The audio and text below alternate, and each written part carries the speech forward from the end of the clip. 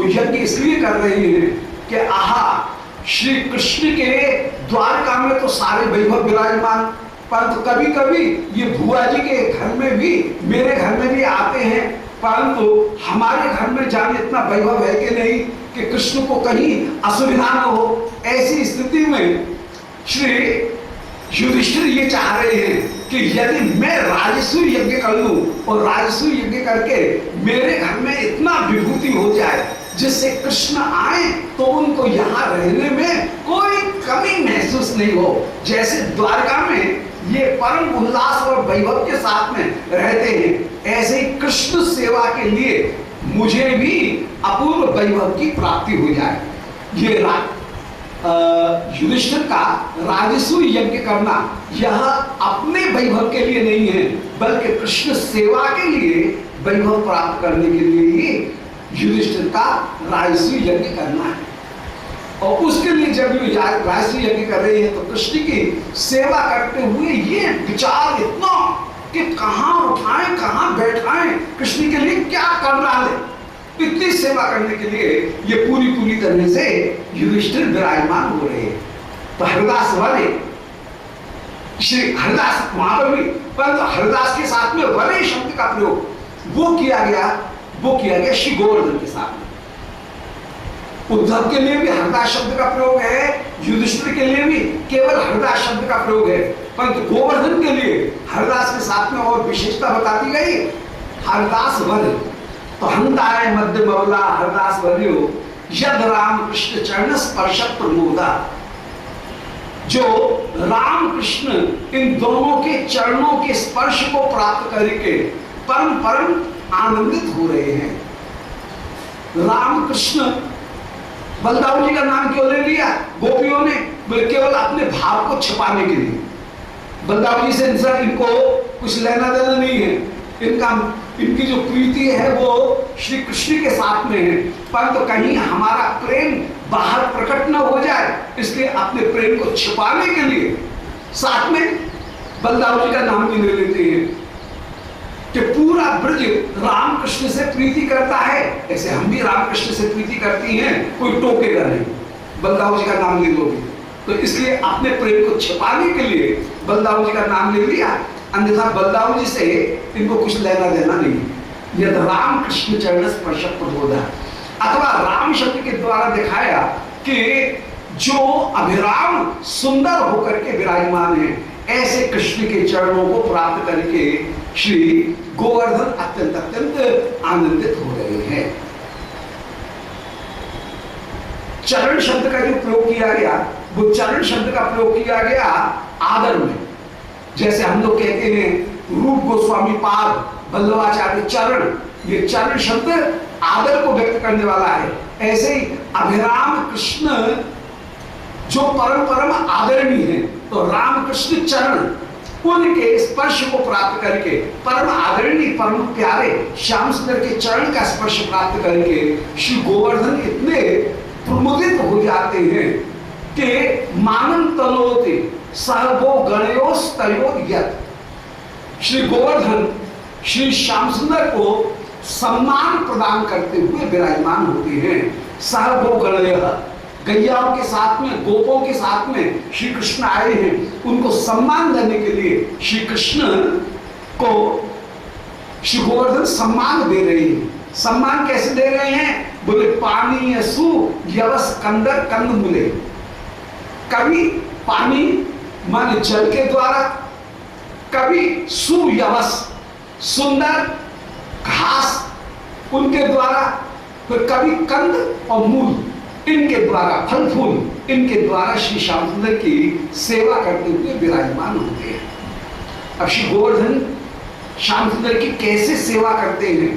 श्री गोविंद लीलामृत में इसी पंक्ति को पकड़ करके इतना सुंदर वर्णन सारी गोपिकागण कह रही हैं कि आहा श्री गोवर्धन देखो श्याम सुंदर की कैसी सेवा करते हुए विराजमान, षोडशोपचार से श्री गोवर्धन सेवा करते हुए विराजमान हो रहे हैं। षोडशोपचार की सेवा हो रही है। सबसे पहले आह्वान किया जाता है, श्री गोवर्धन भी पक्षियों की ध्वनि के रूप में श्री कृष्ण का आह्वान करते हैं। जैसे ही श्याम सुंदर आते हैं उस समय तोता मैना सब बोलने लगते हैं जय हो जय हो जय हो, मानो आह्वान किया जा रहा है कि यहाँ गच्छतो यह तिष्ठतो सुप्रतिष्ठिता वरदा भवतो, आइए आइए स्वागत है।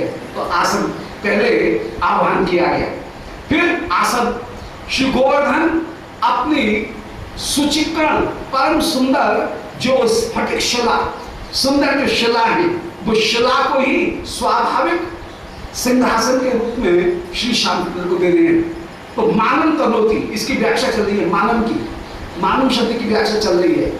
श्री गोविंद लीलामृत में उस व्याख्या का वर्णन करते हुए कह रहे हैं, मानम शब्द की व्याख्या है कि श्री गोवर्धन श्री श्याम सुंदर को आसन देते हैं। पहले स्वागत हो गया, स्वागत के बाद में आसन। आसन क्या है? बोले आसन ये है सुंदर सिंहासन जो गोवर्धन की शिला, जहां के ऊपर श्री श्याम सुंदर आकर के बैठेंगे, वे अपने आप शिला आसन के रूप में विराजमान है। तो आसन देते हुए विराजमान है। और आसन के बाद में पाद्य, श्री श्याम सुंदर के चरणों को धोने के लिए जो पाद्य है उस पाद्य को प्रदान करेंगे। जहां पर पाद्य क्या है? बोल गोवर्धन से ही झरते हुए जो झरना आ रहे हैं, जिनमें तुलसी की मंजरी गिरी हुई है, जिसमें अपूर्ण रूप से पराग कण उनके कपूर सुगंध विराजमान है, ऐसे सुगंध के रूप में ही पाद्य श्री कृष्ण को समर्पित करते हैं कि पाद्योपाद्यम चरणम पवित्रम वित्तम पुराणम तेरे पूता चर्त दुष्कृतानी, आहा आप पधारे, हमारे हृदय का सारा विरह ताप दूर हुआ। आज हम इन चरणों के पवित्र को प्राप्त करके, चरणामृत को प्राप्त करके परम कृतकृत हुए। चरण धोने के लिए जो जल होता है उसका नाम है पाद्य। फिर श्री गोवर्धन हस्त्योर्घ्यम, श्री रामकृष्ण इनके श्री हस्त में अर्घ्य समर्पित करते हैं। जो सुंदर झरना गिर रहे हैं, उन झरना में ही तुलसी दल सहित पुष्प, कमल पुष्प सहित अर्घ्य ये श्री श्याम सुंदर को गोवर्धन प्रदान करते हुए विराजमान हो रहे। फिर आचमनी, सुंदर सुवासित कपूर पराग इनसे युक्त जो आचमन है श्री श्याम सुंदर श्री गोवर्धन के मानसी गंगा में, श्री गोवर्धन के विभिन्न झरनों में आचमन करते हुए विराजमान हुए। तो अर्घ पाद्य आचमनी, आचमनी के बाद में फिर स्नानी, श्री गोविंद कुंड, श्री मानसी गंगा, श्री राधा कुंड, इनमें स्नानी इत्यादि प्रदान करते हैं। स्नान करते हुए श्री गोवर्धन विराजमान होते हैं। स्नान के बाद में सुंदर बलकल, जिनसे सखागण श्याम सुंदर को सजाते हैं, वृक्षों से सुंदर पत्ते लेकर के, बलकला लेकर के, उनसे भी श्री श्याम सुंदर को वृक्षों से रेशे लेकर के श्री श्याम सुंदर को सजाते हैं। वही मानो वस्त्र, वस्त्र के बाद में पुष्प, उनके आभूषण, गंध, उनमें श्री गोवर्धन की जो सुंदर गेरू की शिला है, गैरिक शिला, उन गैरिक शिला के द्वारा ही गंध ले ली।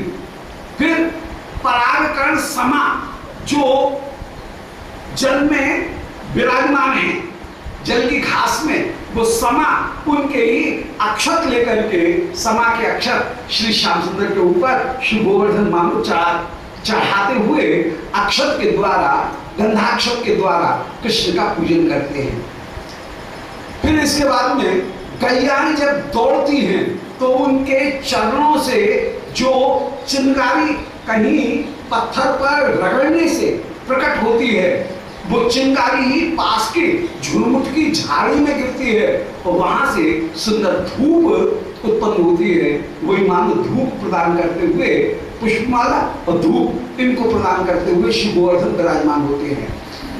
सखाओं को भूख, कन्हैया को भूख लगे, उस समय सखा दौड़ करके आए और श्री वृंदावन के गोवर्धन के ऊपर जो फल है, वे फल ही तब तक टूट पड़े और उन फलों के द्वारा ही श्री श्याम सुंदर को भोजन कराते हुए भोग लगाते हुए श्री गोवर्धन विराजमान हो रहे हैं। भोग लगा करके श्री झरना के जल उनसे ही श्री श्याम सुंदर आचमनीय पुनराचमनीय करके आचमन पुनराचमन करके आप विराजमान होते हैं। उस समय वृक्ष जिसके नीचे श्री श्याम सुंदर विराजमान है, उन वृक्षों से झरझर करके सूर्य की किरणें, चंद्रमा की किरणें आती हैं, तो सूर्य की जो किरण आ रही हैं वही मानो आरती नीराजन, दीपक की आरती होते हुए विराजमान है। वृक्षों से जो अपूर्व मधुधारा गिर रही है वही मानो नीराजन है, जल की आरती हो रही है।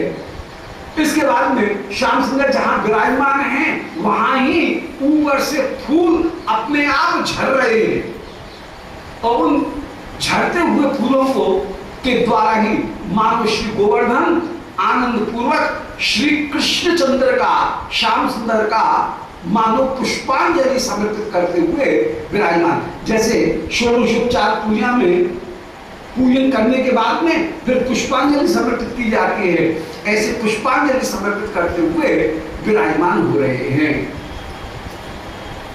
तब मयूर जो पंख फैला करके गोवर्धन के शिखर के ऊपर नृत्य कर रहे हैं, वो ही मानो श्री गोवर्धन आज पुष्पांजलि देकर के संकीर्तन नृत्य करते हुए श्री गोवर्धन विराजमान हो रहे हैं, प्रणाम कर रहे हैं। इस प्रकार श्री कृष्णदास कविराज गोस्वामी पाद ने निरूपण किया कि श्री श्याम सुंदर जब श्री गोवर्धन पर्वत पर विराजमान हो उस समय श्री गोवर्धन षोडशोपचार विधि से पूरी विधि सारे उपचारों को प्रयोग करके श्री श्याम सुंदर का पूजन करते हैं। तो हंताय, और उसी का दर्शन करके गोपिकागण कहती हैं कि हाय हंताय मध्य मवला, हम तो हैं अवला। वास्तव में गोवर्धन ही सरल होकर के विराजमान, भक्ति की पूर्णता, सब सामग्री सहित विधि विधान पूर्वक निष्ठा पूर्वक सेवा जैसी श्री गोवर्धन करते हैं ऐसी हम कहाँ कर पाती हैं। ऐसे व्याकुल होकर कह रही हैं कि हंताय मध्य मवला, अरे अवलाओ तुम क्या सेवा करोगी, सेवा करनी हो तो गोवर्धन को देखो। हरिदास वरे है, श्री गोवर्धन हरिदास ही नहीं बल्कि सारे हरिदासों में प्रधान हैं 3 हरिदास।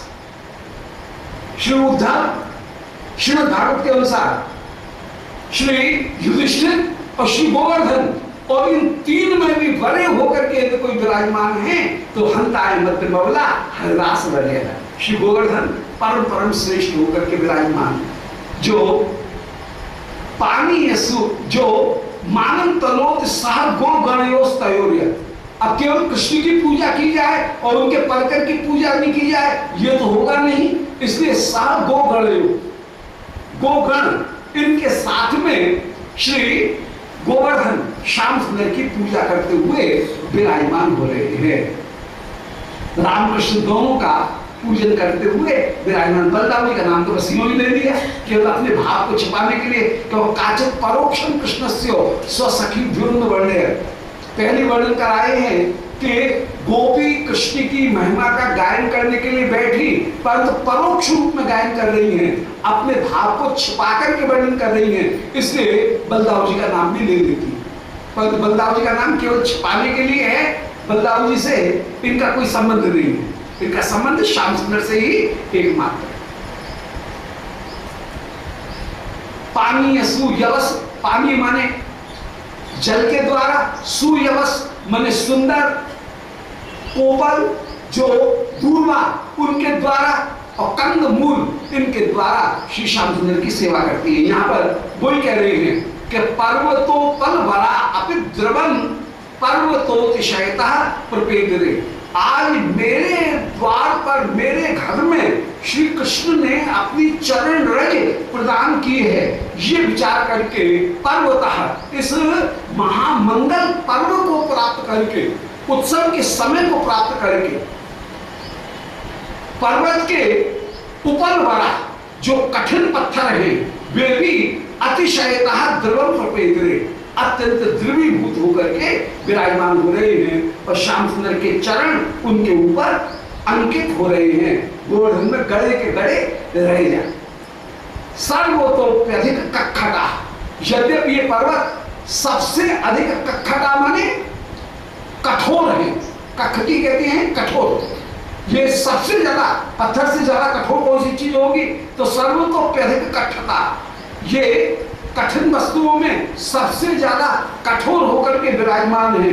परंतु कथम सर्वतोप्य गधरे अधिकामृतिम, कठिन होते हुए भी ये सबसे अधिक कोमल रति धारण करके विराजमान है।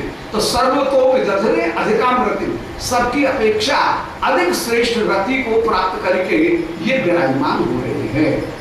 विरोधाभास अलंकार का बड़ा सुंदर ऑक्सीमोरन, अंग्रेजी में ऑक्सीमोरन, हिंदी में विरोधाभास, संस्कृत में विरोधाभास कहेंगे। तो विरोधाभास अलंकार का कि सर्व तो ये परम कखटा होने पर भी सर्वतोपि गधरे अधिकामृति, सबकी अपेक्षा अधिक श्रेष्ठ रति धारण करते हुए, कोमलता धारण करते हुए, प्रीति धारण करते हुए ये विराजमान हो रहे हैं। जो सबसे कठोर है वही सबसे कोमल होकर के विराजमान है।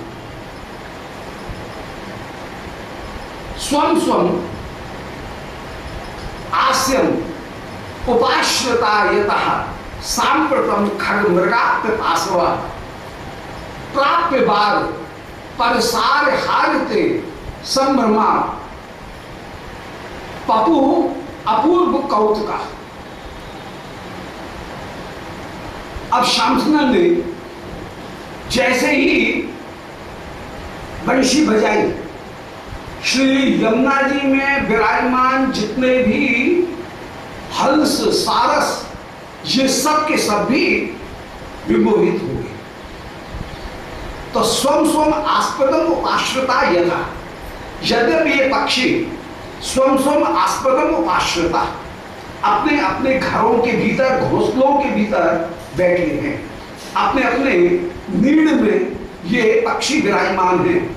सांप्रतम खग मृगाप्य पासवा, इस समय खग और मृग ये दोनों पिपासवा, प्यास भी लग रही है, परंतु तो अब ये पानी नहीं पी रहे हैं। पी रहे हैं क्या, बोले श्याम सुंदर के वेणुनाद के अमृत का ही पान कर रहे हैं। और जल के किनारे होने पर भी ये अपने घोंसलों से निकल करके, अपनी म्यालों से निकल करके, मागों से निकल करके ये यमुना जी के पास में नहीं जा रहे हैं और वहां पर जल नहीं पी रहे हैं। तो स्वम स्वम आस्पदम उपाश्रिता, खग और मृग, ख कहते हैं आकाश को, जो आकाश में गमन करे उसका नाम खग, मृग माने धरती, पृथ्वी, पृथ्वी का एक नाम मृग है, और मृग माने पृथ्वी पर जो गमन करे उसका नाम मृग, खग मृग। तो ये खग मृग माने आकाश के पक्षी भी और पृथ्वी पर चलने वाले मृगजन भी, ये दोनों के दोनों ही संभ्रमा, अत्यंत अत्यंत संभ्रम में विराजमान हो रहे हैं। और स्वम स्वम आस्पदम उपाश्रिता, घर के भीतर बैठे हुए हैं, परंतु सांप्रतम खग मृगा पिपासवा, प्यासे भी हैं, पिपासु भी हैं, परंतु प्राप्य बार परिसार, ये जल के पास में पहुंच गए। प्राप्य वाले परिसारी, जल के किनारे पहुंच गए हैं, परंतु फिर भी हारते, ये परम मनोहर पशु पक्षी संभ्रमा पपु अपूर्व कौतुका, आज संभ्रम पूर्वक पपु अपूर्व, ये कोई अपूर्व वस्तु का ही पान कर रहे हैं। कौतुका, ये बड़े आश्चर्य की बात है। अर्थात कृष्ण के वेणुनाद को श्रवण करके ये पक्षी, ये भी अपने भोजन पानी इनको भी भूल गए।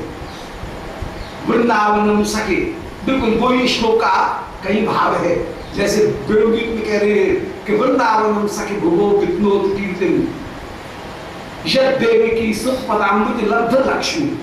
आहा, वृंदावन संपूर्ण भारतवर्ष को, संपूर्ण पृथ्वी को कीर्ति प्रदान करने वाला है, जो यद देवी की सुख पदामृत लब्ध लक्ष्मी, देवी की माने यशोदा, उनके पुत्र, देवी शब्द यशोदा के अर्थ में है यहाँ पर, तो देवकी के पुत्र श्री यशोदा पुत्र उनके चरणों के चिन्हों को प्राप्त करके श्री वृंदावन संपूर्ण त्रिलोकी को यश प्रदान करते हुए विराजमान है।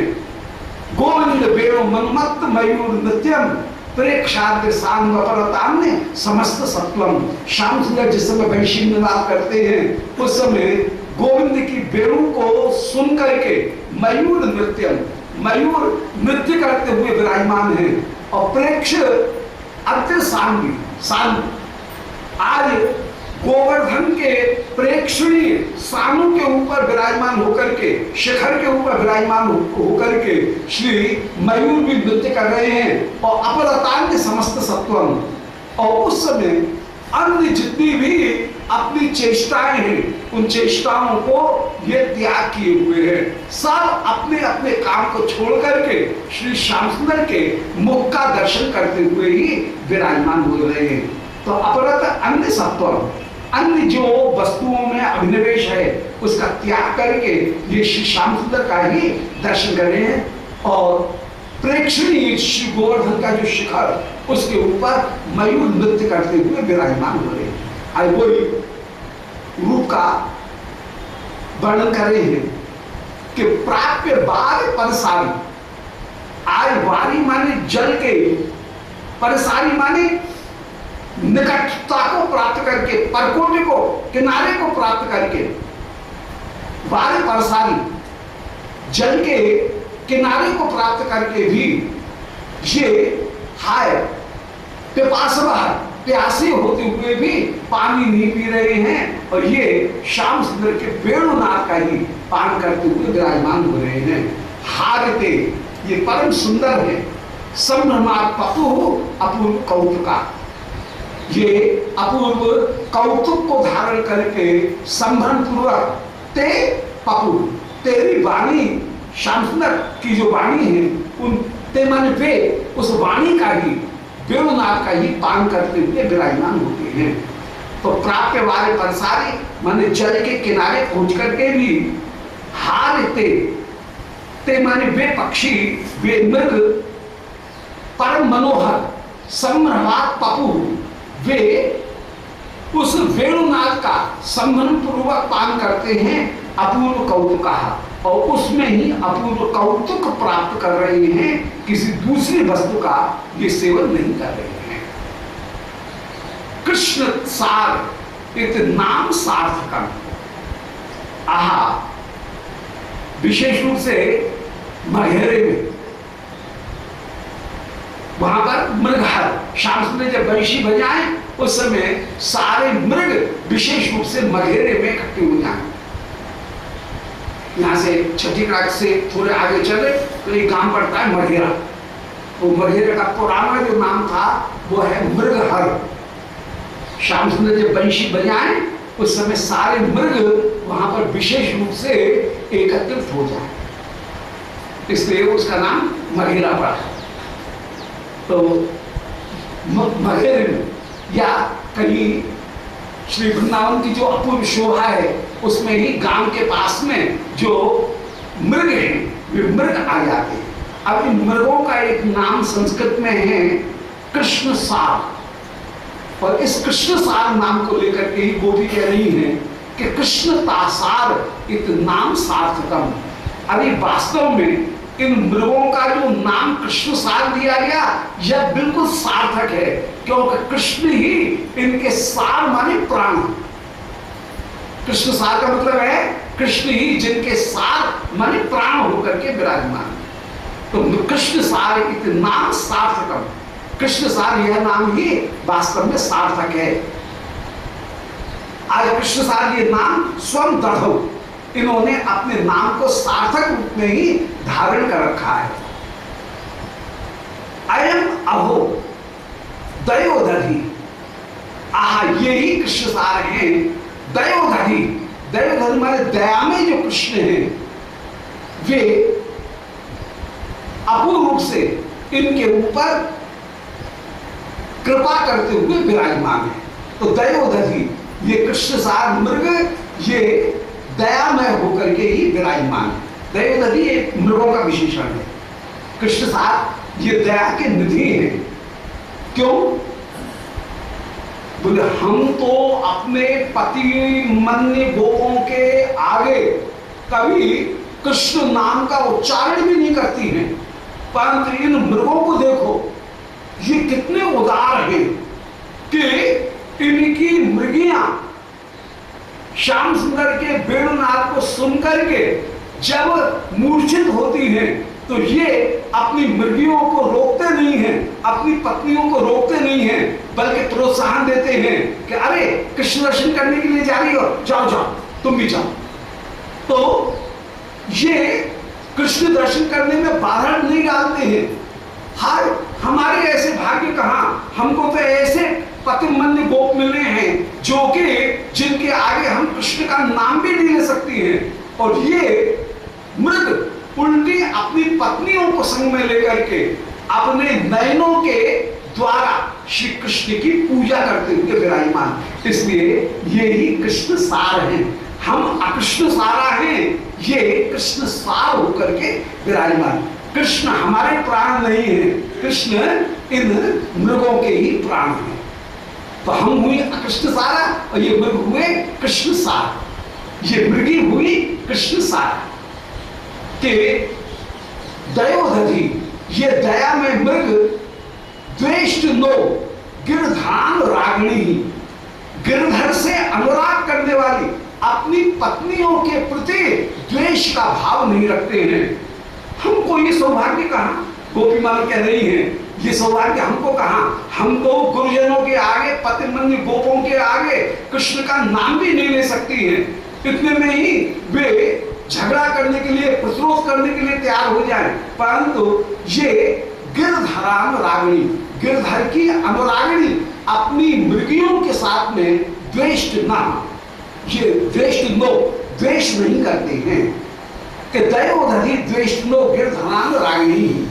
प्रत्युत उल्टी बात और है कि सुखयन निजांगना, ये अपनी हरिणियों के साथ में कृष्ण की सेवा करने के लिए स्वयं सेवा में उपस्थित हो जाते हैं और अपने नयनों के द्वारा श्री कृष्ण की सेवा करते हुए विराजमान होते हैं। तो प्रत्युत उल्टी बात है कि ये मृगों की, ये मृग अपनी पत्नियों के साथ में कृष्ण की सेवा करते हैं, जबकि भाव अपने आप निकल रहा है कि हम अकृष्ण सारा हैं।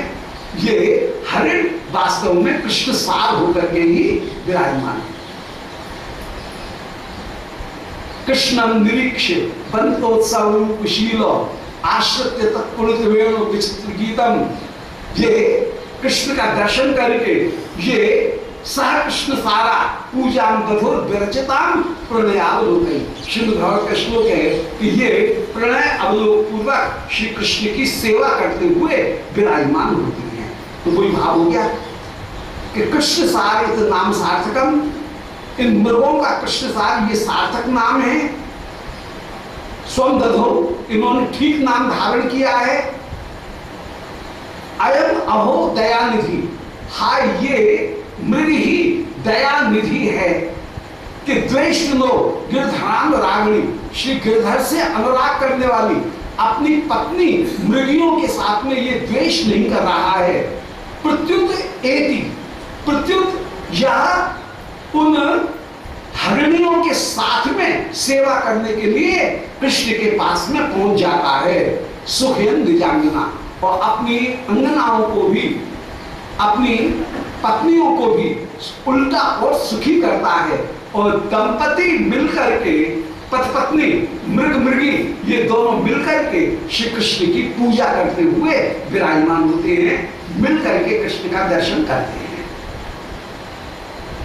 तो सुखयन निज अंगना, अपनी अंगना मान स्त्रियों को सुखी देते हुए ये विराजमान होते हैं। स्तास्तो तम सखी विधाय पृष्ठतः कृष्ण संग जिगिमिषाति तृष्णया। हाय ये मृगीगण कैसी विभल हो रही है कि इनके पास में पति हैं, सदा तो ये पत्नी गण, पतिव्रता गण पति को आगे रख करके उनकी आज्ञा से पूजा करती हैं, परंतु आज उल्टी बात हो रही है। पति कहाँ है कहाँ नहीं है ये पति को भी भुलाए हुए हैं। तास्तु माने ये मृगीगण, ताह माने मृगी, ताह ये मृगियों के लिए आया है, सर्वनाम ये प्रोनाउन जो है वो मृगियों के लिए है। तास्तु माने ये मृगीगण, तम सखी, अरे सखी, विधाय पृष्ठता, श्याम सुंदर को पीछे छोड़ दिया और कृष्ण संजिगमिष, और कृष्ण के साथ में संजिगमिषता, जो श्याम सुंदर के साथ में जाने की जो इच्छा है, जिगमिषा माने साथ में जाने की इच्छा, उस जिगमिषा अति तृष्णा सहित जिगमिषा के साथ में, कृष्ण के साथ में जाने की जो इच्छा है, उसके साथ में